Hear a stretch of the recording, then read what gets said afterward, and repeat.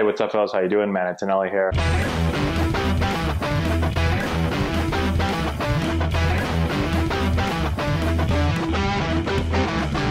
Okay, today we're going to talk about the rear leg and being able to control the rear leg. It's really important. As I move out in my stride, do I have control of this rear leg so I can control the weight of my body? If I don't have control of my rear leg, well, then I don't have control of my weight. Typically, my weight's going to get forward. It's going to get forward early. And if I don't control or have control of the weight of my body, then I can't control the ability for me to then weight on the ball. So control of the rear leg allows control of the weight of my body, which allows me to weight on the ball. They all go together.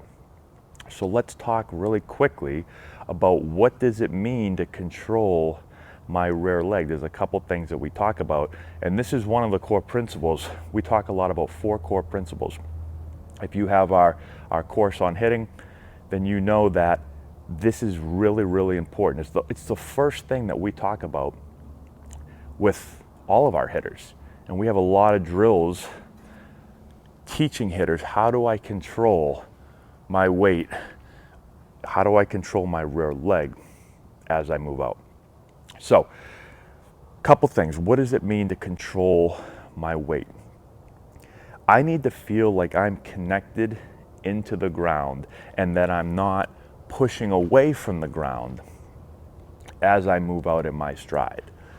Connected to the ground. Again, if I'm not connected, I can't control myself. I can't control my weight as I move out. So think about these few things. Think about as I'm preparing to hit, right? As I'm getting ready and I'm getting loaded, I want to think like I am coiling my lower body and feeling like I'm getting around my leg instead of getting into my legs by squatting.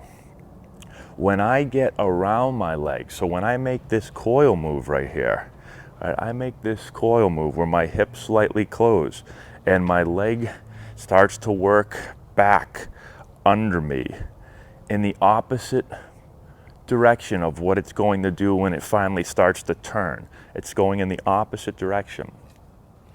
That allows me to not have the feeling that I'm going to jump away from that leg and away from the ground. So coiling allows me to control it. Getting into my legs by squatting puts me in a position where when I move out, I want to push. If you're going to do a jump, if I'm going to have you jump, you would squat to jump, right? If I was going to have you do a jump this way, you would squat to jump. And so a lot of hitters, when they think get ready to hit or get loaded, what they do is they skip back, they get their weight back and they start to squat. And now as they move forward, they do the opposite. So I'm loading by squatting and I'm going to move by coming out of that squat. If I coil, instead of just squatting, if I coil this way, well, now as I pick up to move, I'm not going to want to push off out of that squatted position. So that's one really important thing. What you can think about is, one, keeping your entire foot in the ground, feeling like your heel is going to stay connected to the ground as long as possible. Because remember, we're trying to feel the ground under us, especially under this rear foot. So if you get into that coil position, you'll feel yourself getting connected down into the ground. And so I want to keep my whole foot as long as I can into the ground. Keep your heel down. Eventually your heel is going to get peeled up off the ground.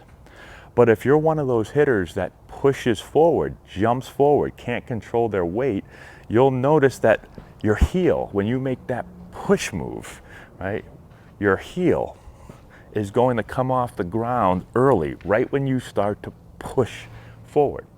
if you do a good job, of coiling and then controlling as I move out. Coil, control. Notice how the heel stays in the ground longer. So that's really big. Look at your heel. See if it's coming up early. The other thing you can look at is this back knee. When hitters push, their back knee wants to race forward really, really fast. When hitters do a good job of controlling their weight, so they coil, control as they move out.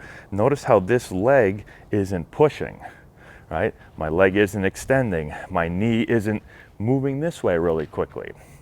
So my knee feels like it stays towards my foot a little bit longer. Now, can you do this too much? Yes. I don't ever teach, and I don't want our hitters' rear knee to be right above their rear foot. I don't want this. For me, this is not controlling your weight. This is just getting stuck back here, right? So this is not controlling. This is going to lead to me working too far back here. My front side is going to open really, really early. I'm going to get stuck. So what I teach is knee is always going to be inside the foot slightly. Hip is always going to be slightly inside the knee, right? So I'm here. As I move out, I'm somewhere here. Now everyone's a little bit different, but I don't think I've seen a major league hitter, a really high level hitter, get ready to hit and be in this position where their knee is completely over their foot and their hip is completely over their knee. That's not controlling my weight.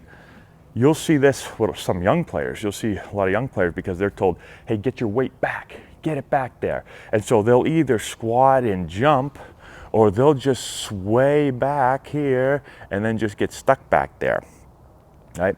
And so those are really two things that you can think about to help you control that weight, to be able to have control of the rear leg. Now you've seen a bunch of drills that we do. I'm not gonna go over them all, but easy stuff is to put your feet close together and force the hitter to move out from this position without jumping. They have to move an exaggerated amount because their feet are together. They have to get out to their normal hitting position. And so it just works on being able to control your weight as you move out. So we either go feet together, sometimes we'll cross the front foot over the rear foot, and same thing, try to get the player to move out without pushing or jumping. You've also probably seen on our channel, we use medicine balls, we use crates. It's the same idea. We put the lead foot up on a ball or on the crate, and we're gonna work on coiling, controlling our leg, and then we're gonna move out and feel control as we move out. When you put your foot up on an elevated ball, two things for me. One, it really allows you to feel the rear leg and what it's doing when it gets loaded. And two, because you're up high, you'll feel even more of a drastic move. If you push, you'll come down really hard on that front foot. And so we'll talk a lot about getting into position and then controlling the foot off the ball. Control it off the ball, don't just fall, right? And then we'll put a crate here. And we do a bunch of other drills with the med ball as far as being able to control it as we move out. So hopefully that helps you all out. If you want to get more in depth with this, we talk about this a lot. Like I said, it's one of our 4 core principles. We go through some other drills on our hitting course. You can check it out in the comment section below, or in the description below, I should say, although it might be in the comment section also. Not really sure. But hopefully that helps you out. Let me know if you have any questions. Comment in the section below. Subscribe to the channel. Hit the little bell icon. Don't forget to do that. And that's all we got. We'll talk to you later. If you've enjoyed this video and want to learn more about building the elite swing, check out our new course. We have over 2 hours of content, almost 30 hitting drills. We break down the exact mechanics that you're going to want to implement into your swing. I've put the link in the description if you want to go check it out.